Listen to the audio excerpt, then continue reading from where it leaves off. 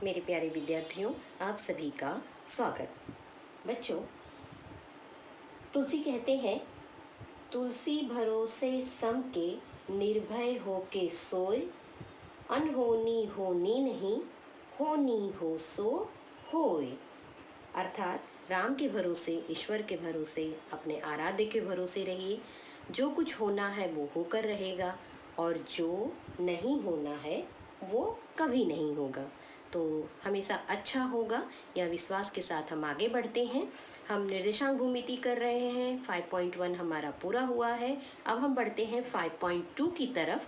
और 5.2 में बढ़ते समय दूरी सूत्र के आधार पर हमने बहुत सारे सवाल हल कर लिए हैं। अब हम आगे विभाजन सूत्र, मध्य बिंदु सूत्र और केंद्र सूत्र का उपयोग कर 5.2 के सवाल हल करेंगे। अब ये सूत्र कैसे हुआ, आप अगर इसकी जानकारी अधिक करना चाहते हैं तो टेक्स्ट बुक में बहुत अच्छे से दिया गया है। तो हम चलते हैं, पहले देख लेते हैं कि विभाजन सूत्र क्या है। विभाजन सूत्र अर्थात किसी दूरी को दो हिस्सों में विभाजित किया गया है। दो हिस्सा यानी कि समझिए कि कोई हिस्सा यम है और कोई हिस्सा यन। दूरी ए से बी की दूरी को दो भागों में बांट दिया गया है। यह अनुपात है।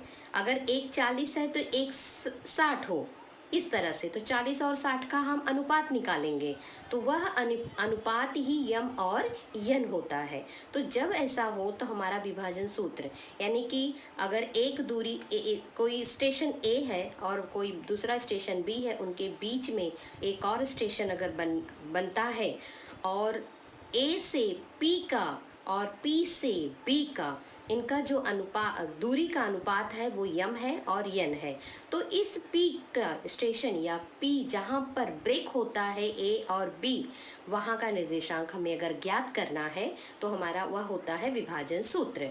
तो A x1 और y1 हम मान लेते हैं और B को x2 y2 यानी कि दूसरा निर्देशांक, और जहाँ पर ब्रेक होता है, खंडित होता है, वह बिंदु P है, उसे हम x और y मानते हैं। यही हमें ज्ञात करना होता है।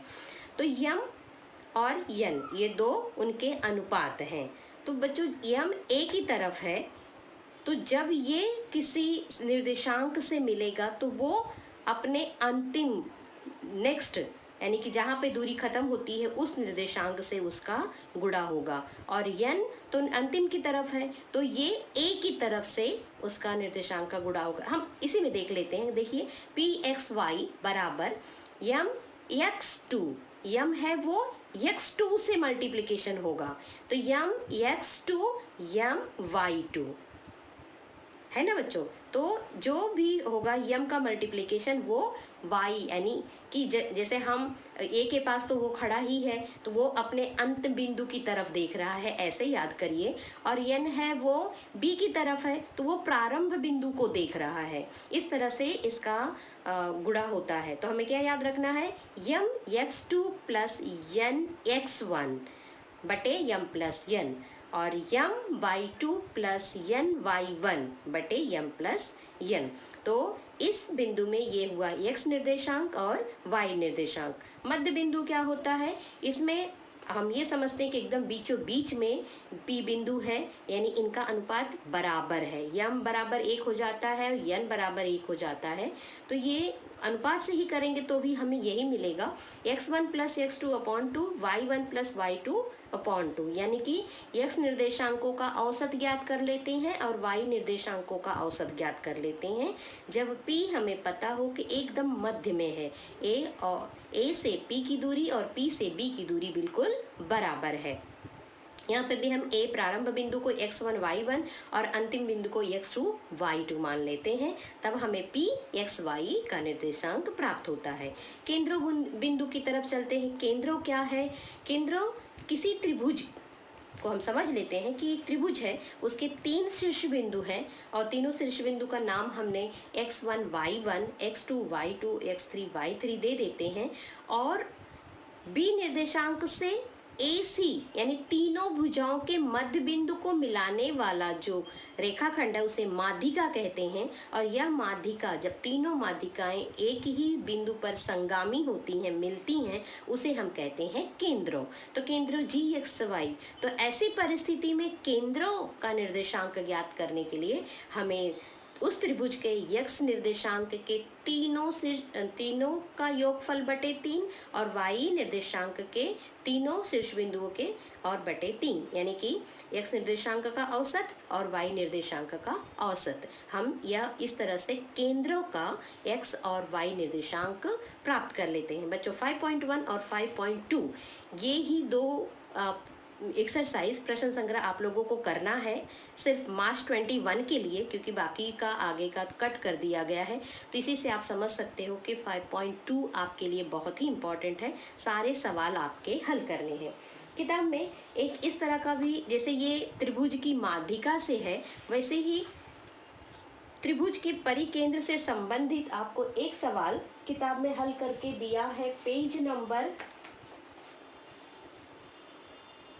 यह सवाल और अक्सर हमें पूछा गया है बोर्ड में, तो ये परिकेंद्र से संबंधित है। जैसे परिकेंद्र वैसे ही अंतःकेंद्र से भी पूछा जा सकता है कि 5वां सवाल एप्लीकेशन टाइप है, तो किस तरह से वो कहाँ एप्लीकेशन करने, तो हमें हर तरह से तैयार रहना चाहिए, हमारे कॉन्सेप्ट जो है वो क्लियर होने चाहिए। तो ये भी आप देखना, किताब में दिया गया है पेज नंबर 106 पर, इम्पॉर्टेंट है, इसको भी हल करना। तो ये क्या है, परिकेंद्र है। परिकेंद्र जब हम रचना करते हैं तो तीनों या किसी दो भुजा के समद्विभाजक जहाँ मिलते हैं वो हमारा होता है परिकेंद्र। यानी कि इस केंद्र से शीर्ष बिंदु तक की दूरी क्या होती है, त्रिज्या। तो और त्रिज्याएं सभी समान होती हैं, तो तब हम OA बराबर OB बराबर OC, यानी कि केंद्र से शीर्ष बिंदु तक की दूरी हो जाती है त्रिज्या। और इस तरह बराबर करके हम सवाल हल कर सकते हैं, यानी जो भी हमें निर्देशांक निकालना हो हम ज्ञात कर सकते हैं। इस टाइप का सवाल किताब में दिया गया है। कभी हो सकता है कि जैसे परिकेंद्र है वैसे ही अंतःकेंद्र। अंतःकेंद्र हमें कैसे प्राप्त होता है, किसी दो त्रिभुज के कोण समद्विभाजक जहाँ संगामी होते हैं वहाँ पर हमें मिलता है। लेकिन कोण समद्विभाजक तो नहीं, लेकिन जो स्पर्श बिंदु होता है, भुजा का स्पर्श बिंदु और केंद्र, इनकी दूरी भी सब जगह बराबर होती है। S पर स्पर्श बिंदु है, R पर स्पर्श बिंदु और T स्पर्श बिंदु। केंद्र से जो संगामी बिंदु कोण समद्विभाजक के हमें मिलते हैं वो इन स्पर्श जो बिंदु है वहां से समान दूरी पर होते हैं। तो इस तरह से हम अंतःकेंद्र पर भी PR बराबर PS बराबर PTR इस की जो संकल्पना है ये हमें रहेगा तो हमें कहीं ना कहीं मदद जरूर मिलेगी। तो चलो बढ़ते हैं अब हम 5.1 के पहले सवाल की तरफ। पहला सवाल हल करते हैं। 5.2 में यदि P दिया गया है आपको एक, तो आगे कैसे करेंगे। P दिया है A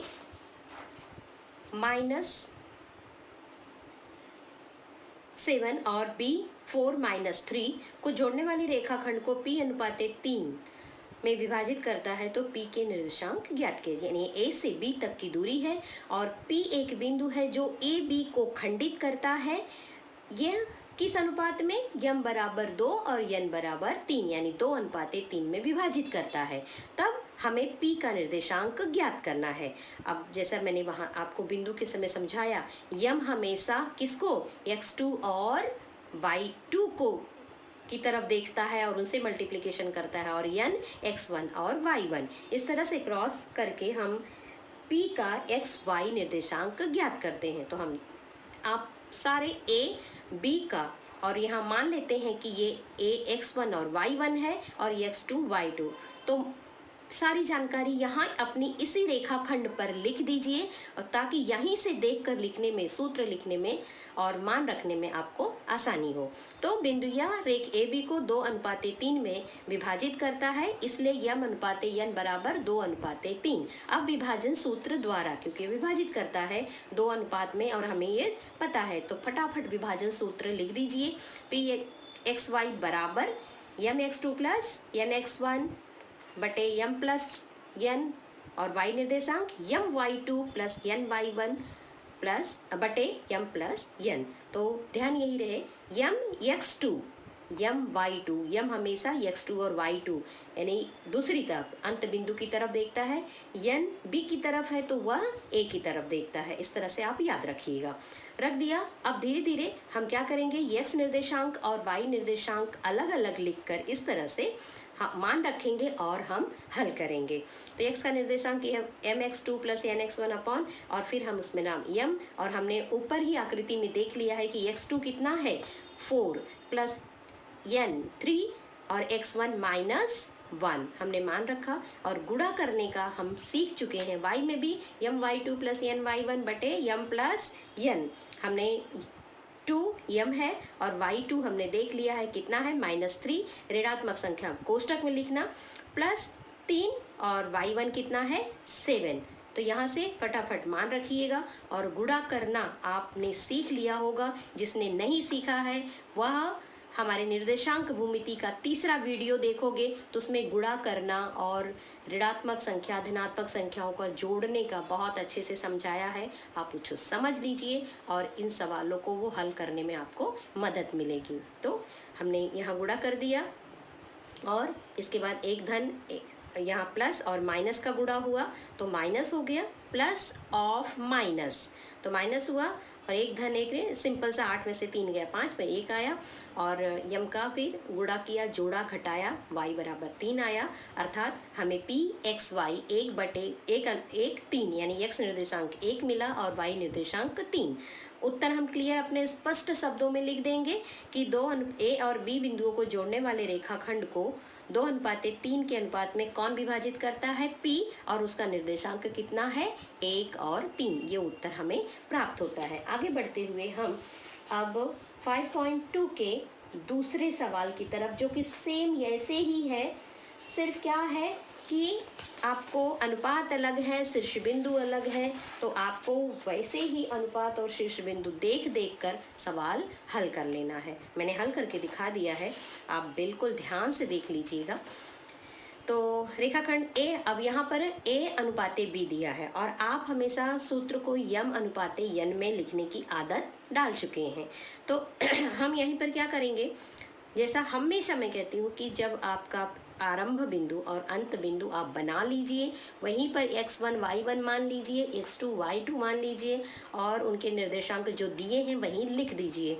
तब A बिंदु, आपको यह बिंदु भी दिया है तो आपके सवाल के हिसाब से ही आप बिंदुओं का नाम लिखेंगे। A जो है वो विभाजित करता है यम बराबर 2 और n बराबर 1, परंतु आपको A भी दिया है तो आप माना लिख लो। माना A बराबर यम है और यम बराबर 2, B बराबर n है, n बराबर 1, आप यही मान लीजिए। इससे क्या होगा, जब हमने मान लिया है कि ये A है और वो बराबर B है और ये B बराबर n है, तो अब अगर यम लिखेंगे तो भी वह गलत नहीं माना जाएगा और आप एकदम कंफर्म हो गए कि हमने A को यम मान लिया है।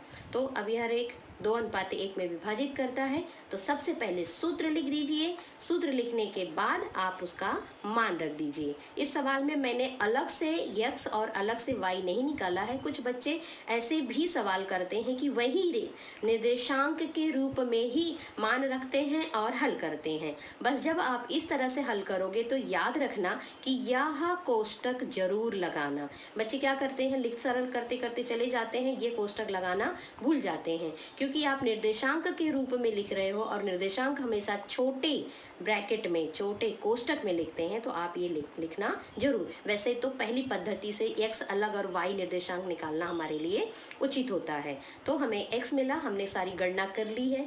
गणना कर मान रखो, गुणा करो, जोड़ो, घटाओ, यही आपको करना है।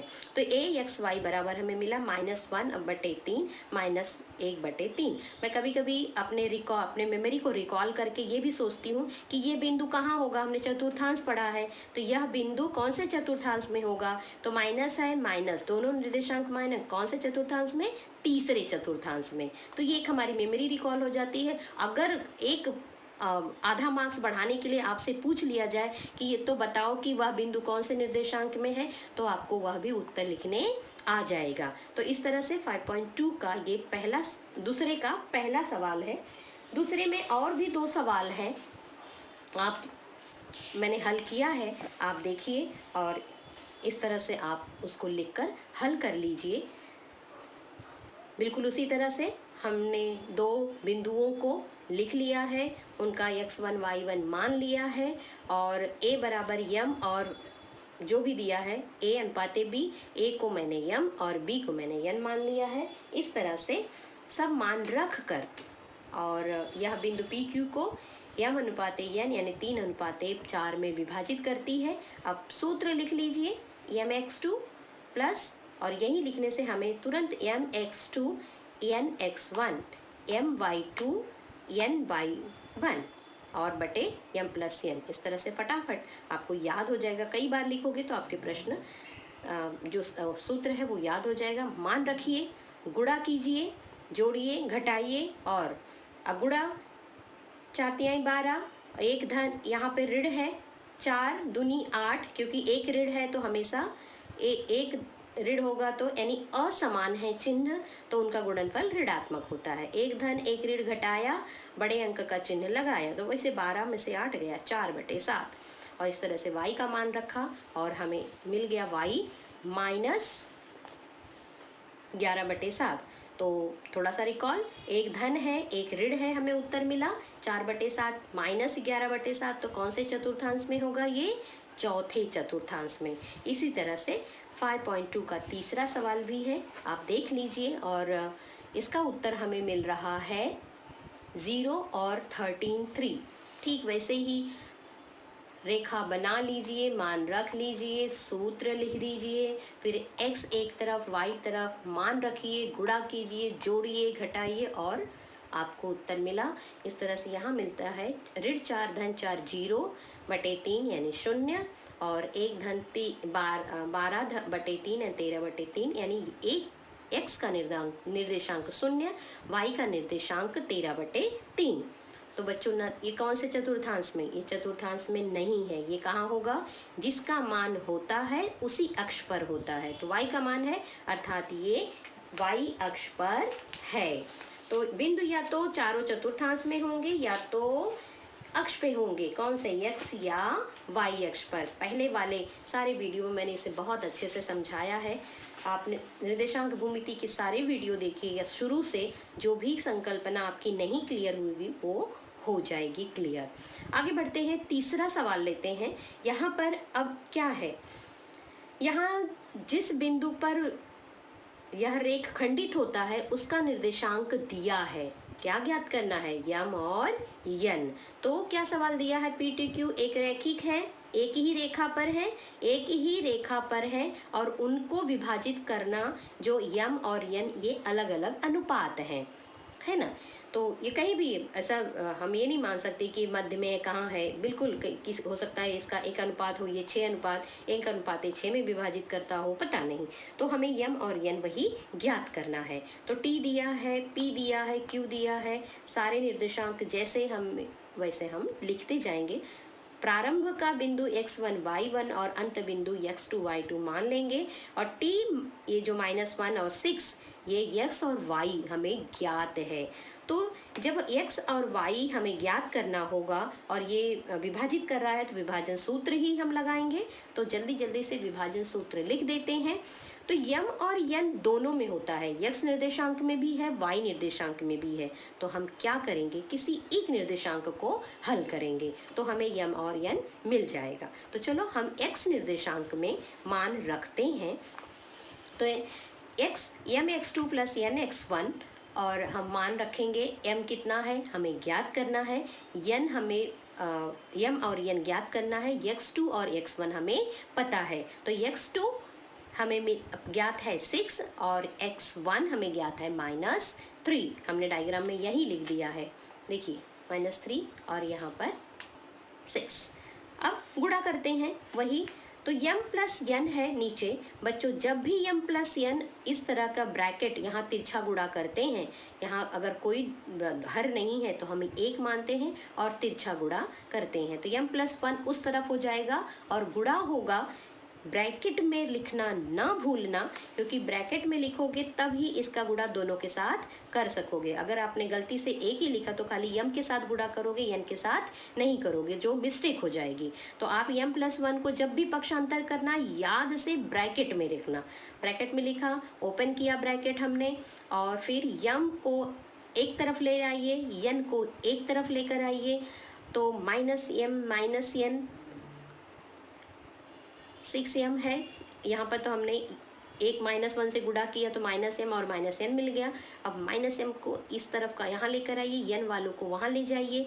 तो पक्षांतर का नियम, यहाँ धन था तो यहाँ ऋण हो जाएगा, ये यहाँ ऋण है तो यहाँ धन हो जाएगा। तो कुल टोटल कितना हो गया हमारे पास -7m और -2n। हमें m और n ज्ञात करना है, तो पक्षांतर के नियम से हम m यहाँ रहने देंगे, n को इस तरफ लेकर आएंगे और इनके साथ जो गुणांक है उनका पक्षांतर कर देंगे उसी नियम से। तो m और बटे n बराबर 2/7 मिला, यानी m अनुपात n बराबर 2:7, यानी कि जो बिंदु T है वह 2:3 में 2:7 में रेख PQ को विभाजित करता है। इस तरह से 5.2 का तीसरे तक का सवाल हमने आज हल किया। आप इन तीनों सवालों को अच्छे से और प्रैक्टिस करिए, लिखिए। हम मिलते हैं अगले सवाल को लेकर अगले वीडियो में। तब तक खुद को प्रेरित करते रहिए, गणित को लिख कर समझ कर पढ़ते रहिए। थैंक यू बच्चों।